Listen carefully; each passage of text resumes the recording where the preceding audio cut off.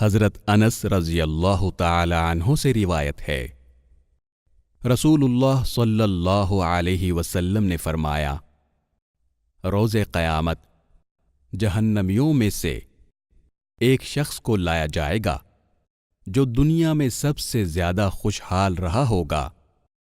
اسے جہنم میں ایک غوطہ دیا جائے گا، پھر پوچھا جائے گا، اے ابن آدم، کیا تو نے کبھی راحت دیکھی؟ کیا کچھ تجھ پر خوشحالی کا گزر ہوا؟ وہ کہے گا نہیں، اللہ کی قسم، اے میرے رب۔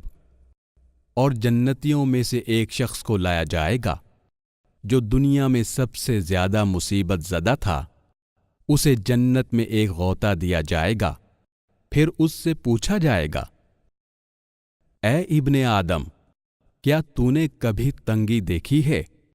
کیا تیرے ساتھ کبھی سختی کا گزر ہوا؟